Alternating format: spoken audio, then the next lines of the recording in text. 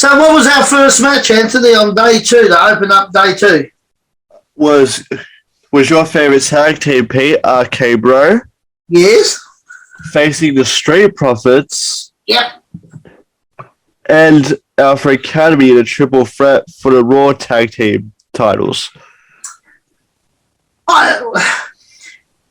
you think, and I know we're going to talk about the match and we're running well over time, but that Dawkins, I think he's incredibly underrated and should be a singles wrestler. Agree, 100%. Change the gear he's in, make him a little bit more of a Ernie Ladd type character, and I reckon he could really be the next big thing. Yep, I agree. 100%. I don't like that Montez Ford in the slightest. Nah, he comes off a little bit, a little bit arrogant. He does nothing for me. Yeah. Absolutely nothing for me. And I think I'd love to see Dawkins in a singles run. Yep. But having said that, and I'm not a Street Profits fan at all. Every time they got a match on Raw, I fast forward it. Yeah. I don't like them. I don't know what it is. I like Dawkins, though. I agree. I love Dawkins. I think he'd be great. I reckon he could become a really, he's got the size, he's got the agility, he ticks every box. Yeah. I reckon he could be a legitimate singles heavyweight contender. Yep, definitely. Yeah. But anyway, the match itself was a good match. Typical match. I mean, it was okay. Typical RK-Bro type match where what's his name? Riddle sort of takes most of the match and most of the punishment. Otis and Gable, I mean, they're coming along and I suppose they're doing their thing, but it was always going to be RK-Bro who was going to win it. Yeah, you couldn't see anyone else winning that match. But what do you give that match? I actually scored it higher than, you might be surprised, I actually scored it about, 7.5. I gave it a 5. Did you? Yeah. Three-way tags do my head in. Yeah. They do. You are 100% right about Dawkins and Montez Ford. I agree 100% with you with that. 100%. I would put him in Alpha Academy because that guy was a legitimate amateur wrestler. He was a legitimate wrestler, right? Alpha Academy. Oh God, they're not going to really go anywhere, are they? I don't think so.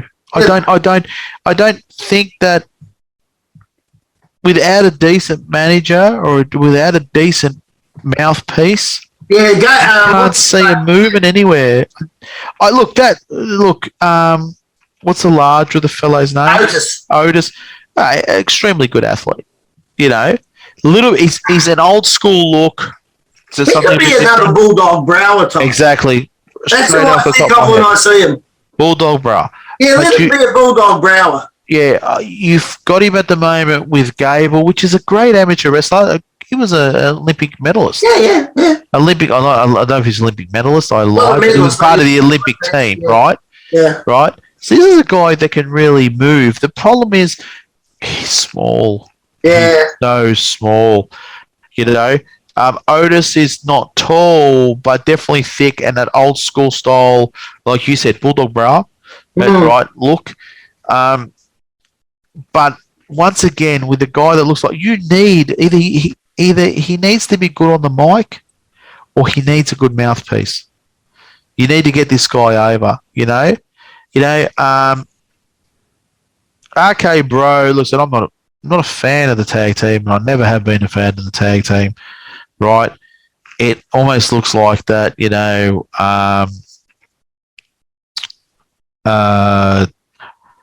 One gets bashed up, and then friggin' well, the other one comes in and gets all the shine, right?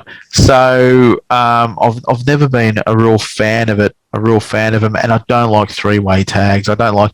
Look, if you're going to have a team like RK-Bro, and they're established now. They're not. They're established. Find and build a good tag team. Don't let them touch each other for like 6 months. So if you want to use Alpha Academy, put Alpha Academy in with a whole heap of guys and get them over and get them some heat and and just stick them in there for the sake of because Randy Orton's on the show. I mean, that's what it almost looks like sometimes when they use RKO. It's like Randy Orton doesn't do single matches anymore, but he still wants to be there. Yeah. You know, and it's I don't What know. about the RKO Riddle delivered off the Great. off the top rope? Yeah, and even the one that Randy finished with before diving off, you know, I mean, great. Without a doubt, I just there was no investment. It's a bit like it was a bit like the opening match of the first night.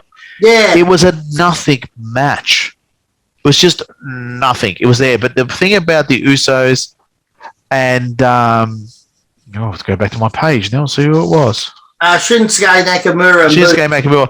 It was a tag. It was a straight up tag. Yeah, The 3-ways are terrible. They really are, especially in a tag. yeah, You know, the only time you should use a 3-way should be to finish a feud between 3 people.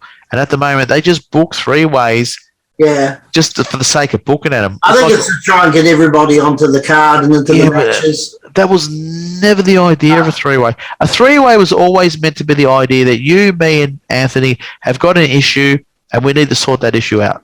Yeah. It should be a finishing kind of, not just throw people into matches. And bookers use it like that way now. So, Anthony, what did you reckon, mate? Well, I gave this a 5. As I said, RKBRO, I've said this for months now, and I hate being a broken record, but I don't see anything with that. Street Profits, Angelo Dawkins, my God. And Alpha Academy, again, like, true athletic guys in a tag team, but at some point you got to think about taking Dawkins out and pushing, because you got something there. Yeah, I agree. Yeah, absolutely. Yeah. You've got something there, just you can't tap into it because you've got the jumping being known as Montez Ford. I tell you what, though, I'll give this Montez Ford this much. I have never seen anyone get that much height. Oh, yeah, no. On anything. Like, I mean, let's forget everything else about the guy, but I've never seen anyone get that much height. I've never seen it. He comes from a ridiculous height. Yeah, he's very athletic, and of course, he's the husband of Bianca Belair, so. Oh, is he really? Yeah, did you not know that? No, they're married, yeah. Yeah, the husband of Bianca Belair, so you can imagine the antics those two get up to. Well, I think maybe that could be a fly on the wall there. But watch you don't get squished, yeah. But yeah, that's right. But I think that he may want to stand in the back and hold her purse. Ooh. I think so. Yeah. I think he might want to be a kept husband. I think that might be his best thing for him. And of course, they introduced that Gable Stevens. Yeah. So he's obviously the next big project for WWE because he got introduced twice. They stuffed that up completely. Yeah, didn't they? Because they let him get into a fight with someone. Yeah, he shouldn't have. Yeah. And he just looked terrible. So he's not ready. He's just. No, it's all right. I'm saying when I was watching this all go down, I'm thinking, who was that with? That was with Gable. Gable and that. Yeah, amateur to amateur. Yeah, and I said to myself, and he's throwing the worst punches. Right, the suplex looked great. Don't get me wrong. That belly to belly overhead, that's his bread and butter. But everything else looks shit, and you're exposing him probably way before he's ready. Yeah. So whoever thought that was a good idea, they should kick him heavily in the nuts. No problem in introducing him. No problem getting in the ring, but should never have touched anyone. He should have actually been sucker punched by Gable. Yeah. Right. Something like that. And he had no defense at all, and he goes to the ground and then the other guys come in and help him out because he's green. He doesn't know. He doesn't understand the business yet. But for them to say, fight back, and everything looks terrible, you're only really detrimental to him. Gable Stevens is the guy that I'd like to see where he goes. Can he transition? That's the question. Well, they're hoping they will. I mean, they had great success with Kurt Angle, a little bit lesser with Chad Gable, but there's been many who have come through. Bob Ziggler was a division one. Yeah, even wasn't Brock? Oh, no, Brock was NCAA heavyweight champion, and I think that Lashley was Yeah, Lashley. NIC, then the military version of it, Yeah. military academy version of the NCAA. So both great pedigree backgrounds, like Yeah. and he has a great. He's an Olympic team, Olympic level wrestler. Yeah. But I think they exposed him way too early. Wee bit. Wee bit. I think they should have, even if he got sucker punched and hit the ground, and then Gable had to put the boots in, and even if Montel Ford and Dawkins saved him. Yeah. So he got back up and said, all right, this is how it is. This is what it's like now to be from amateur to professional. Yeah. So that's just my opinion. No, I like it because it's sort of like an education of what to expect and what to get ready for.